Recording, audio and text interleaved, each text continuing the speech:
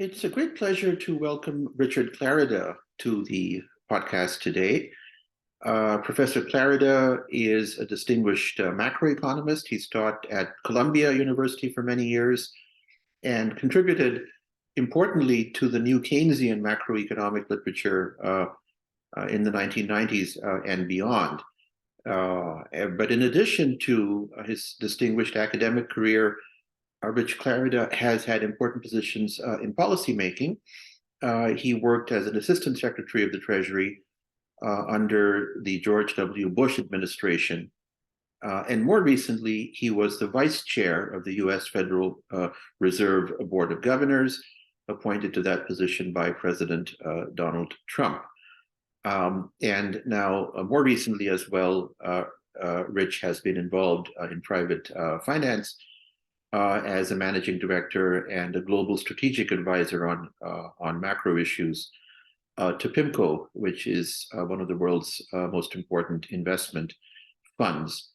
So Rich Clarida has a unique vantage point on global macro and trade issues, having had important experience both in the academy, in policymaking, both fiscal and monetary, both Treasury and Fed, and in the world of finance. I should also note for our viewers that Rich co-taught my first ever graduate macro course, and more years ago than I, or perhaps even Rich, might want to admit. And I've learned a lot from him over the years. Again, it's a great pleasure to welcome Richard Clarida to the podcast.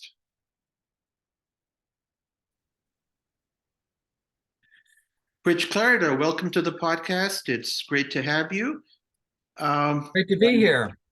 Thank you for joining me, and thought I'd just jump right into it with the first question for you. So, most observers would say that our current era of globalization began in the early 1990s with the collapse of the Berlin Wall and the turning towards markets and capitalism and democracy, free trade and investment. Both in the new democracies of Eastern Europe and the countries of what we now call the Global South. Now, 3 decades later, it looks like globalization is stalling or even moving into reverse with the rise of industrial policy, not just in the US, but in many large emerging countries such as China, and India has been doing it since 2014.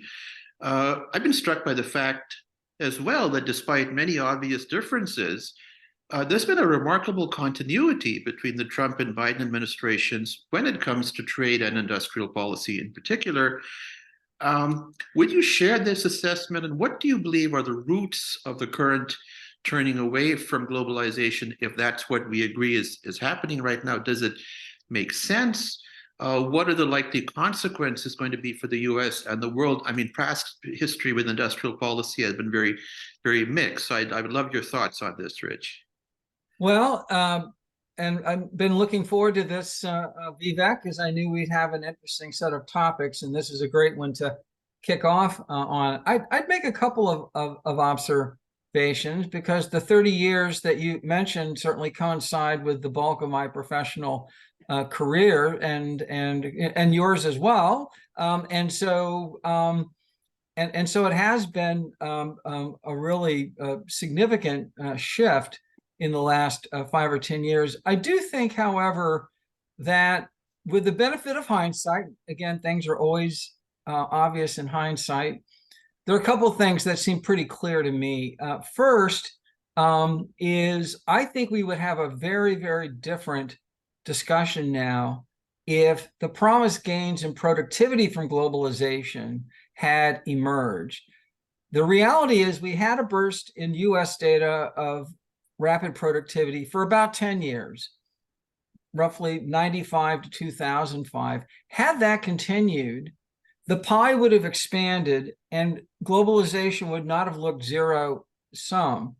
The reality is that globalization had a lot of effects in terms of innovation. It lowered cost, but it didn't show up in growing the size of the pie. It had distributive consequences. And here, I do am critical of the economics profession, and I don't exempt myself from this. One of the things that you learned in Ron Finley and Jagdish's course, and that I learned in international trade, is trade grows the size of the pie, but it creates losers as well as winners. In theory, there's a theorem that says that you can compensate the losers, but in fact, we never do that, or we do that poorly. And so I think one of the challenges in globalization is that it overpromised and underdelivered. It also had substantial effects on the distribution of wealth and income. Now, here it's a little bit tricky because we had both globalization and technological advance. And I remember having conversations, with Danny Roderick about this 30 years ago when we were colleagues. But regardless, it was the double coincidence of rapid technological change, as economists refer to it, skill-biased technical change. And in addition, skill-biased technical change was both facilitated by and complementary to globalization. So basically, globalization overpromised in terms of growing the size of the pie. Secondly, the distributive consequences of global, and again, I'm talking about the US, but I would imagine there would not be dissimilar dynamics in continental Europe as well. The other challenge is simply that the globalization had very geographically and industry specific losers, and in particular, manufacturing competing not just with Asia but Mexico. I'll give an anecdote from my own experience. I grew up in a small town in downstate Illinois with 8,000 people in the 1960s and early 70s. And this town had 8,000 people. And when I was growing up, it had a factory that made washing machines. It had a factory that made components for Chrysler. It had coal mining. And the little downtown had a wonderful retail district. Well, if you go back to here in Illinois now, this is what is there. The washing machine plant closed because it moved to Mexico. The auto supply plant closed because that moved to Korea, or the company, the sourcing came from Korea. The coal mines all shut down because of the sulfur and the CO2 content. And the retail all collapsed because it got consolidated, at a big box retailer. Now, one thing we learn in micro is you can't do interpersonal utility comparisons. But I'll venture here and say, the utility of the average resident in towns like that is not what it was when I was a kid 40 years ago.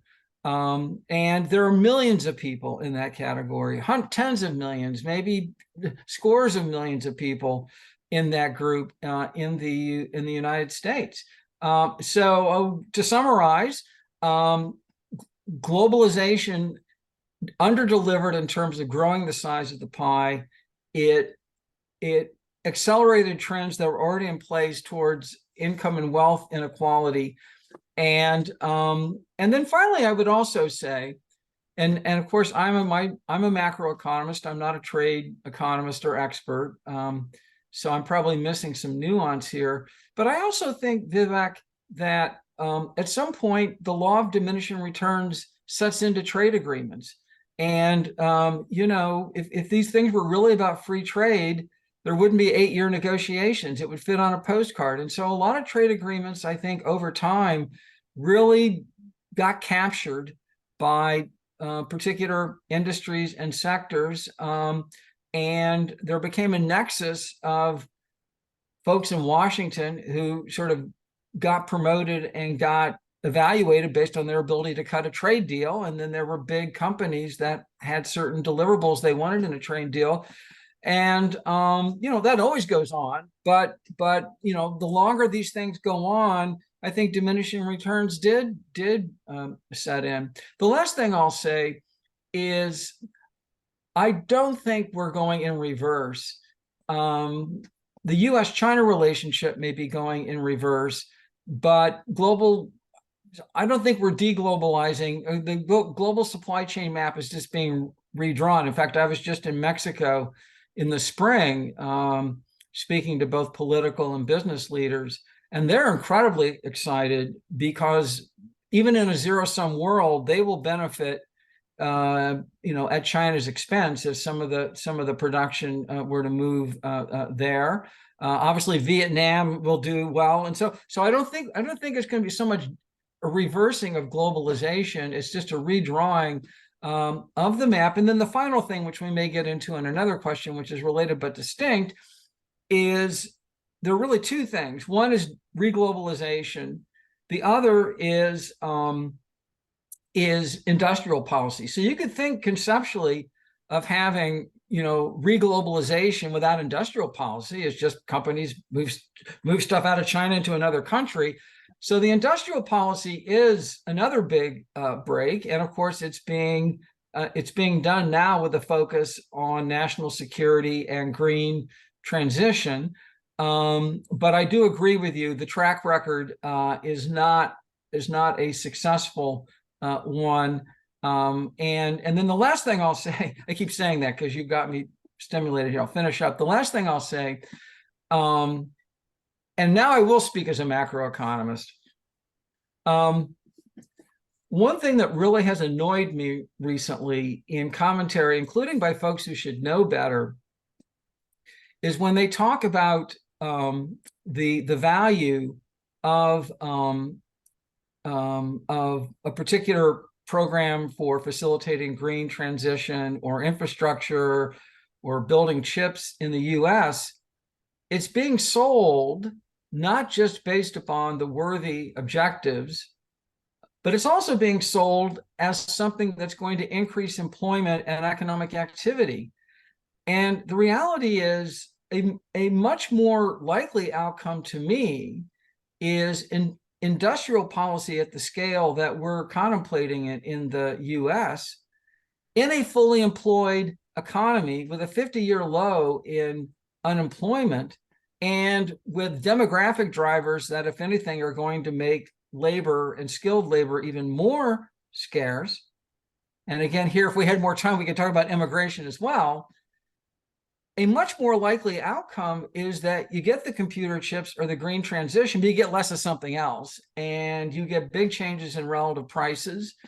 If they're big enough, they could potentially pose a problem for the Fed. And so, Vivek, the trade that you learned at Columbia decades ago, I think will, as always, but will become very relevant if, as I suspect,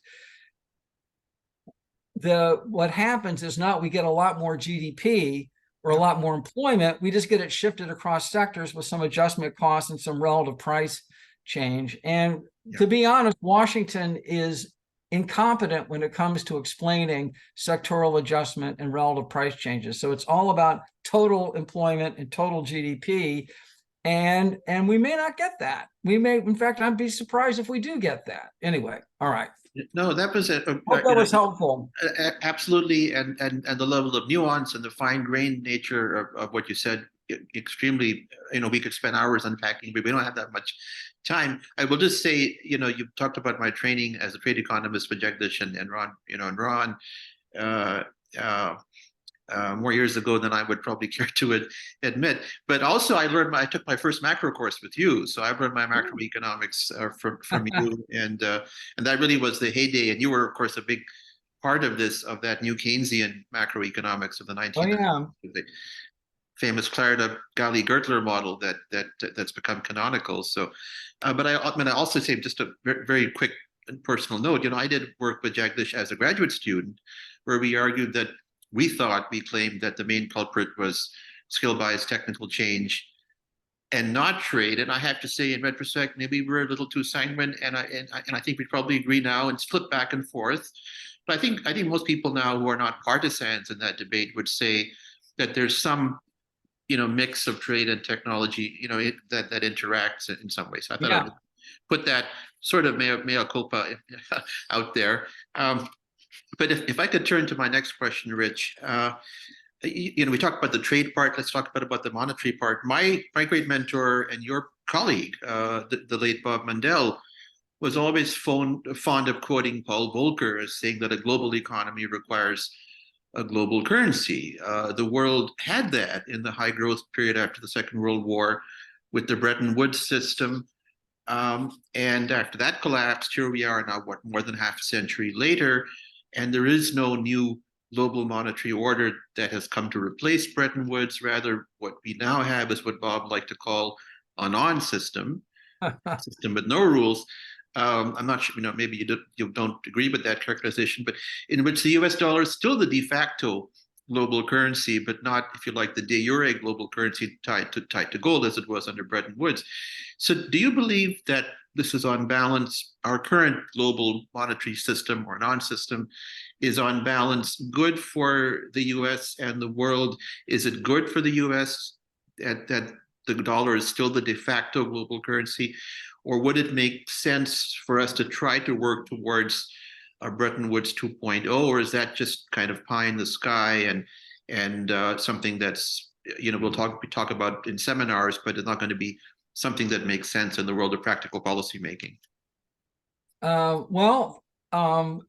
Obviously something that Bob and I discussed many times over the years. So a couple of firsthand observations on that. So in 1999, Paul Volcker reached out to me to do a white paper for the group of 30, which he then chaired.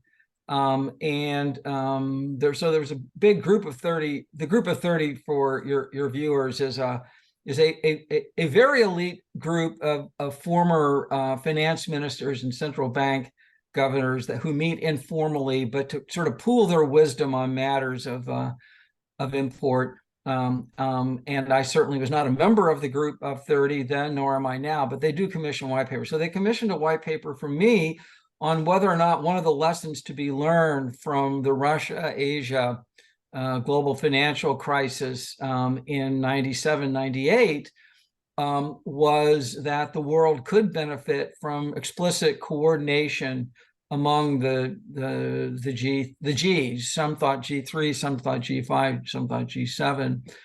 So I, being eager to please and being an academic, I did not want to put my thumb on the scale. So I pulled together, a 50-page paper to give the pros and cons. I mean, my own, well, I think there are two parts to your question, one of which I think is easier for me to answer than the other. The part that's easier to answer is the U.S. benefits materially from being the provider of the global reserve currency. It's not without reason that de Gaulle or an eminent Frenchman in the 60s referred to it as the exorbitant privilege that the U.S. enjoyed. Now, he was actually referring to the privilege under Bretton Woods. Yeah. But if anything, including a project that Marty Feldstein asked me to oversee for the Bureau 20 years ago, I think there's broad consensus among international financial economists that, if anything, the value of the privilege has gone up, because the privilege basically goes up with the scale of gross financial globalization. And since financial globalization has been an exponential acceleration for 40 years, the benefits to being the anchor currency in that system have also gone. What are the benefits? Well, you can borrow a lot more at a much cheaper interest rate than you could if you were not provider of the central anchor of that system. So I think the U.S. benefits substantially. Does the global economy benefit? Well, not directly. I think it benefits relative to the alternative of having another country be the anchor of the non-system, simply because in order to be that anchor, you need to have both rule of law and credible institutions, But you also need to have an economy and a financial market that can withstand enormous high-frequency flows in and out as global risk appetite ebbs and falls. Because the U.S. is relatively closed, there can be huge moves in the dollar that have very little impact on economic activity or inflation. You know, if you're Switzerland and you're the global anchor currency, and your currency appreciates 50% as it did in the Reagan years, or depreciates 40%, you know, that's going to be a problem. So I think that, you know, the old thing, you know, democracy is a terrible form of government, just, you know, compared to the others, or whatever Churchill's quote is. Well, so where I think this could get interesting, but not near term, is, you know, Mark Carney, in one of his last speeches when he was at the Bank of England, gave remarks at Jackson Hole in 2019. And I'm obviously oversimplifying, but the basic thrust, and of course, a lot of folks in your audience are, you know and admire Mark Carney, as do I. Mark, and I'm perhaps oversimplifying, but Mark put forward the case that the existing problem with supplanting the dollar is, as I've said, you need scale, you need credible institutions, you need to be relatively closed.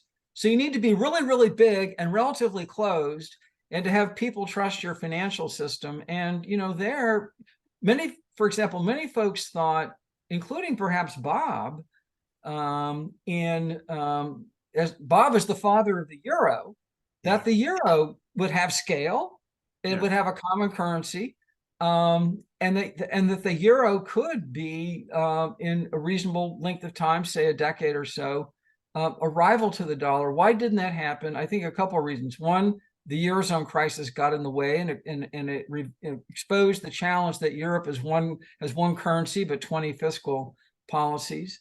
And I think the second is that there is, as of now, no Euro financial hub. After Brexit, you know, things are moving to Dublin and Paris and Frankfurt. I tend to think that the financial hub is endogenous. Eventually, it could emerge somewhere. So Mark's basic provocative, I don't even know if it's a thesis, but one provocative scenario he wanted to lay out is, think of a world where central banks have moved to a central bank digital currency model, and that there's a common CBDC standard that, say, the G7 gets behind, and that there's wide adoption of CBDC. And then in that world, you could imagine a CBDC under a set of ground rules becoming a potential rival to the dollar.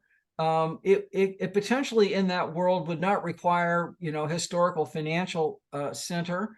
And it's a world in which liquidity could be provided incredibly rapidly, because it's essentially claims against central bank reserves, which can be incremented with the push of a button. Indeed, one of the things I made a promise to myself, Vivek, when I went to the Fed in 2018 to try to learn something new every day, and I had no problem honoring that. But one of the things I learned that I had not appreciated is, in global financial markets, there's a huge difference between having access to central bank money with a reserve account at the Fed versus holding an equivalent amount of Treasury bills. Because if at noon you realize you need liquidity, you can get it 1 minute later from the Fed. If at noon you realize you need liquidity, you won't get it for 1 or 2 days if you try to sell your treasuries. And so in a world where big financial intermediaries have that access to central bank liquidity, right now they're tied to a central bank. You're getting liquidity from the Fed or from the ECB. In my interpretation of Carney's world, the pool of available liquidity, other than the US, is essentially a consortium of those banks operating under those rules.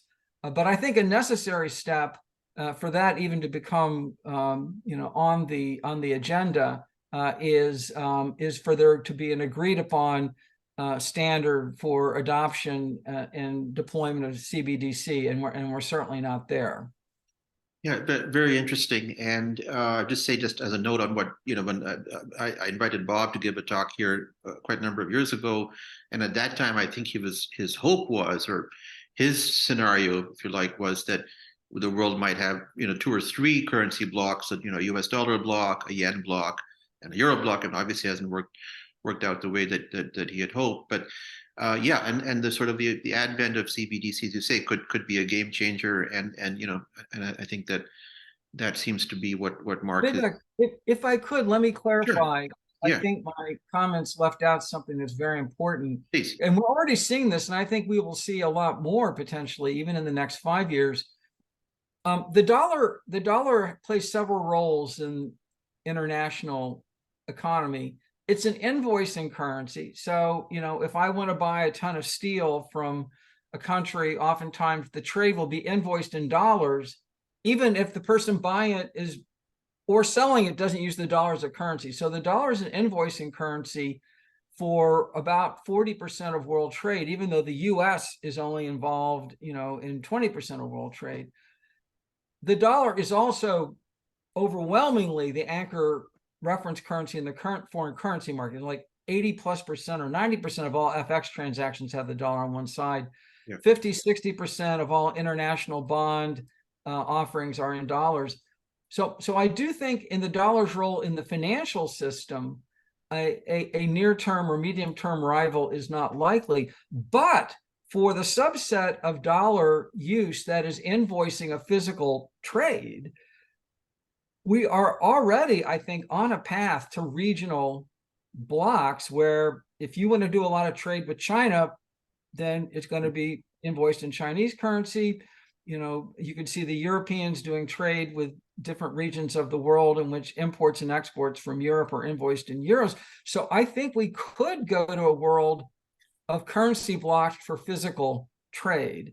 And obviously we've seen with, Russia and China now are really motivated, yeah, given the sanctions arising from the invasion of Ukraine. So let me say that the Mendelian vision, I think, could well approach reality when it comes to physical trade, but I think in financial terms, much more remote.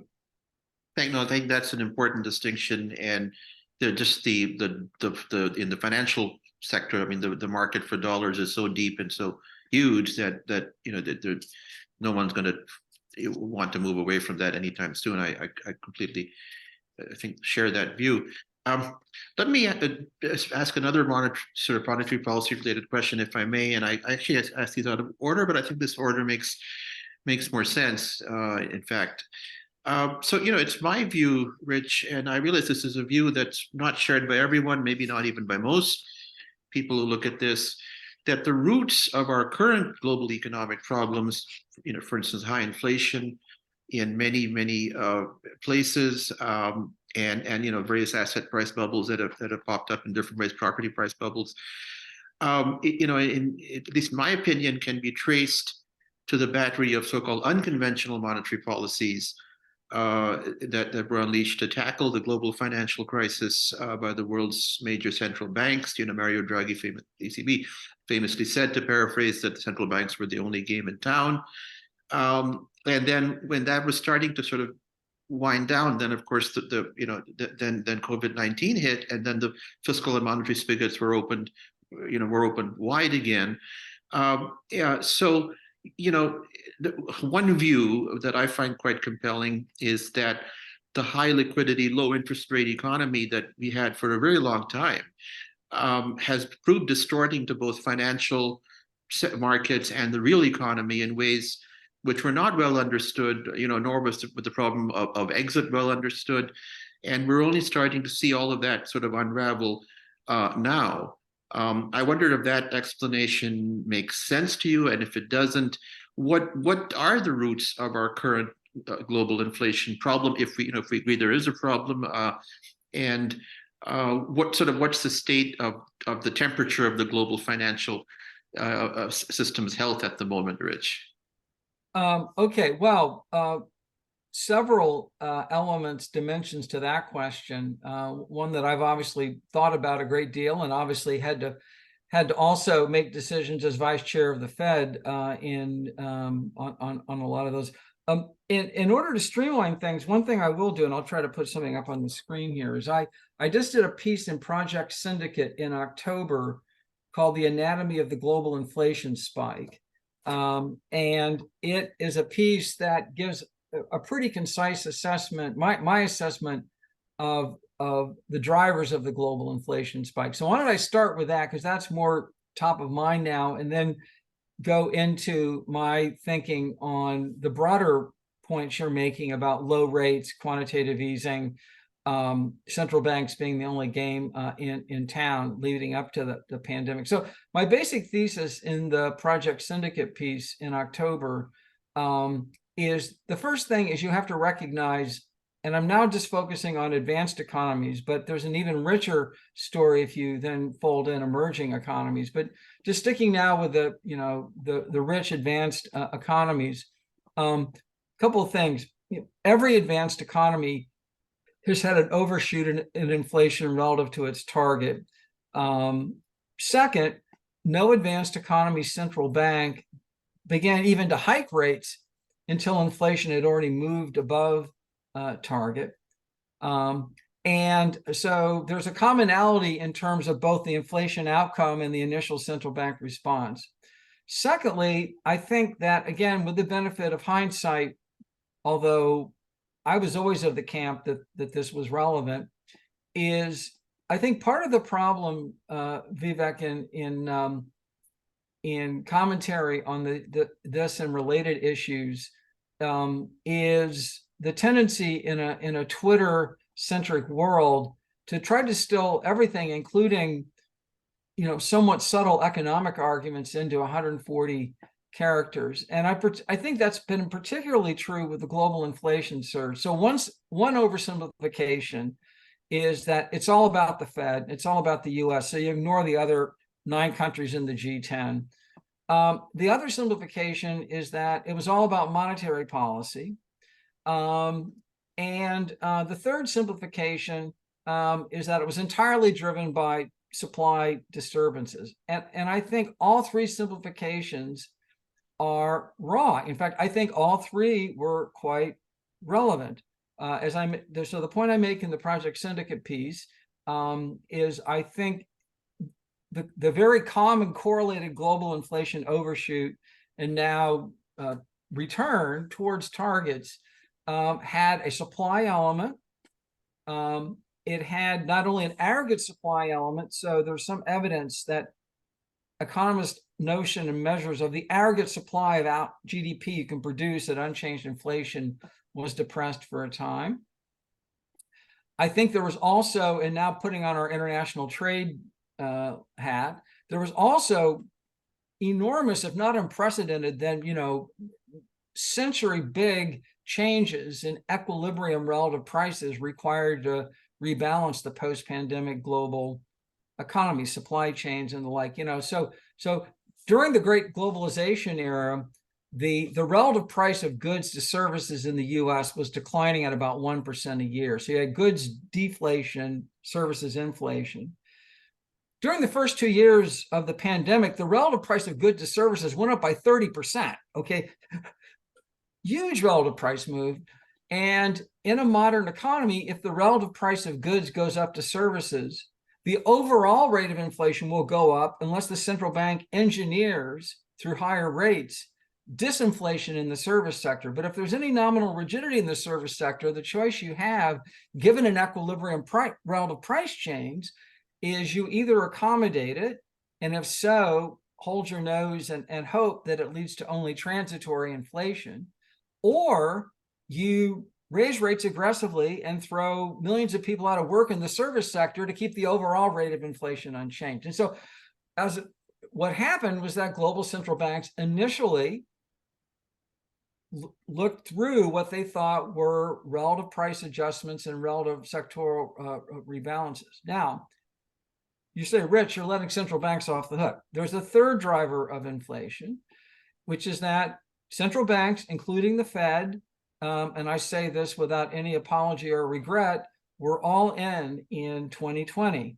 Cut rates to zero, launched massive bond buying programs, and committed to support the economy by keeping rates zero. And I will go so far as to say that I believe in 25 or 50 or 100 years, when people are writing the monetary policy of this decade, they will not be critical of what the Fed or the ECB or the Bank of England or the Swiss National Bank did in 2020. You do what it, you don't, Jay Powell and I were not there calibrating down to the penny how many bonds we wanted to buy, right? But that meant, however, that there was a lot of accommodation in the system that was put there preemptively and in a precaution. We did not know in March of 2020 if there would ever be a COVID vaccine. Indeed, the scientific evidence was that a COVID vaccine might be impossible to develop. How do you think of operating a capitalist economy if companies have no revenues and workers have no income to make bond payments, loan payments, mortgage payments, car payments? So I think a very, very understandable and at the time appropriate all-in central bank policy response meant that when the vaccines did arrive and the reopening did happen, that when you had the dislocations of the supply chains, they were then interacting with a very, very robust amount of liquidity. Moreover, certainly in the US, we had unprecedented fiscal support. We had 25% of GDP, $6 to $7 trillion of fiscal support pushed into the US economy in the 12 months between March of 2020 and March of 2021. So the level of monetary accommodation and fiscal support relative to the economy's supply available, both in the aggregate and sectorally, was imbalanced, and we got high prices. And so supply, aggregate, sectoral, demand. Okay, so now let's go back to the first part of your question. So the pandemic, of course, followed a decade following the global financial crisis, in which rates were actually negative in Europe and Japan. During my time at the Fed, we courageously got the funds rate to 2.5%. The Fed was the only major central bank to move rates that far above zero. And so you have to ask yourself the counterfactual. What we found, Vivek, is that when we got rates to 2.5% in December of 2018, the economy actually began to slow. Inflation began to fall. Industrial activity began to contract. And so one could have said, oh, well, we could have raised rates to 5 or 6, but then we think pretty material cost to both the Fed's inflation and employment objectives. So, Larry Summers and others, very colorful, the secular stagnation label. For whatever reason, there was a secular structural imbalance between saving and investment in that decade that was depressing rates. And central banks were really responding to those forces. They weren't really, I think, driving them. Now, the story's different when you talk about quantitative easing. Those were elective decisions central banks made. In the case of the Fed, it did 3 rounds of quantitative easing, beginning in 2008, and then QE3 did not end until 2014. So essentially 6 years of QE. And then, of course, during the pandemic collapse, the Fed and other central banks doubled down and did even more QE. And as a result, the only game central banks have, very bloated balance sheets and a very big footprint in financial markets. In the case of the Fed, we just bought treasuries and government guaranteed mortgages. Other countries, they were buying corporate bonds, and in Japan, central banks were buying REITs. So my thinking on that is as follows. I think quantitative easing, like almost every endeavor in economics, has cost and benefits. I also think it's subject to diminishing returns. In the early 90s, there was a branch of economic theory called endogenous growth, in which you assume that accumulation of knowledge has no decreasing returns. Well, I don't think QE is like endogenous growth. I think QE has diminishing returns. And in particular, and I wrote, not to elaborate, but I did a by invitation piece in The Economist magazine in April, which goes into this in detail. I think a problem in the way that QE was communicated by central banks is that it gave the impression that QE was printing money and a free lunch to the fiscal authority. Because when you do QE, typically you're doing it when rates are at zero. And so when the central bank buys a 10-year government bond with a coupon of 3%, it's paying for it with a bank reserve of a zero interest rate. Well, or technically it was 25 basis points, but virtually zero. So when QE is ramping up, it looks like a free lunch to the fiscal authority, because it looks like the central bank's extinguishing coupon payments and financing them by printing money. But since 2008, the Fed and other major central banks have paid market rate of interest on reserves. And so QE does not extinguish debt. It merely is a transformation of the maturity of the debt from fixed to floating rates. And now we see the reality of that, because now the Fed is paying T-bill rates of interest on its bank reserves. And the rate of interest the Fed pays on its bank reserves exceeds the interest that it earns on its bond portfolio. And so I think that clarifies that QE is not a free lunch. The Fed, I can tell you, never articulated that view. It was always very upfront about the accounting and the implication. But I think until actual financial markets and actual people actually see, wow, the Fed's writing these interest rate checks of a scale, it really vividly illustrates that QE does not reduce the stock of government debt. It just changes the maturity composition. So for all those reasons, I do think that going ahead, that central banks will suffer at minimum from QE fatigue, maybe not QE exhaustion. So in certain circumstances, central banks will provide liquidity. But I do think that the institutional inclination to do large, open-ended, multi-trillion-dollar QE programs will be less evident going ahead. The final thing I'll say on this is I do think the recent episode did provide a very good example of the fact that if an economy or a global economy suffers from secular stagnation or whatever the excess of saving or investment was, fiscal policy can be very powerful if you're stuck at the effective lower bound. So in one of my final speeches as vice chair at the Peterson Institute in August of 2021, I actually made that point. I said, the zero lower bound and secular stagnation may be a constraint on fiscal policy, but it's not a constraint on monetary policy. I mean, a constraint on monetary, but it's not a constraint on fiscal policy. And I think we saw in the last cycle that fiscal policy can have a big impact on aggregate demand at the zero bound. So I hope those answered your questions. Certainly that's my thinking, yeah. No, with a great deal of nuance, which is honestly often lost in the conversation. And what I will also do when I put this up on my YouTube channel and share it with my students as well, is put in links to the pieces you mentioned, so that people can follow up and read the arguments in detail. Yeah. And I've just got a last question for you, Rich, which I'm going to turn to now. And this is sort of the kind of broader systemic question. So, we live in a world in which the economy, or large parts of it, are globalized and have been for a long time, but policy making remains largely national, even in the EU. as you pointed out. I mean, everyone has their own fiscal system.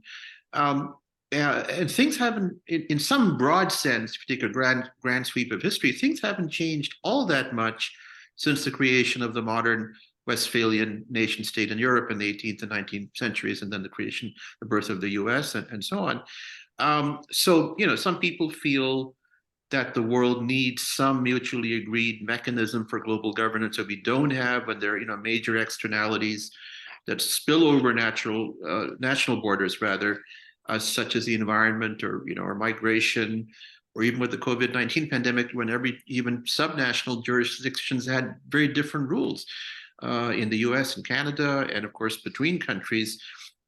Just as just a small anecdote, I took a long train journey about last year at this time, or last fall, going from Zurich to Western Germany. And when we crossed from the Swiss side of Basel to the German side, they announced, please put your masks on, but the Swiss had already removed the masking requirements. The virus didn't change when we crossed from the Swiss to the German side, but the rules changed.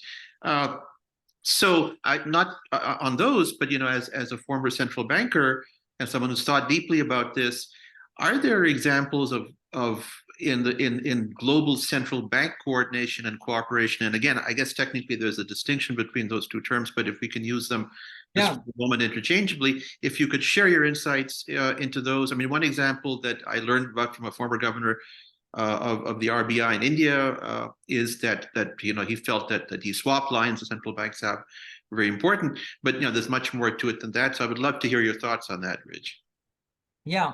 One of the things that I had obviously was aware of, but I didn't appreciate till I became Fed vice chair and was the Fed's representative at the BIS meetings, alternating with Chair Powell, and then Chair Powell and I would then go together. Although then COVID hit, and the BIS, like everything else, went to work from home. In fact, Fed policy went to work from home in the first week of March of 2020. But one thing I did observe, Vivek, and I was very impressed with it on the inside. Oftentimes in life, once you get on the inside, you get disappointed. This was the one example where when I was inside an institution, I actually was more impressed. So something that dates back actually to the 1920s. Is that the Bank for International Settlements, which is located in Basel, is a coordinating, convening institution for global central bankers. And they get together 6 times a year in Basel. There are no reporters, only select staff, no finance ministers, no prime ministers or presidents. And it is a forum for central bankers to compare notes, to talk about risk assessments. There are both formal sessions and informal dinners.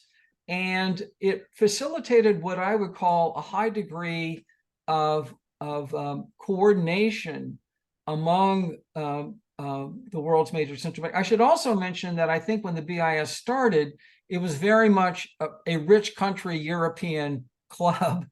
The origin, as I understand it, was in fact to facilitate the collection of reparation payments from Germany. We sort of saw how that worked out, not well, but the BIS survived. And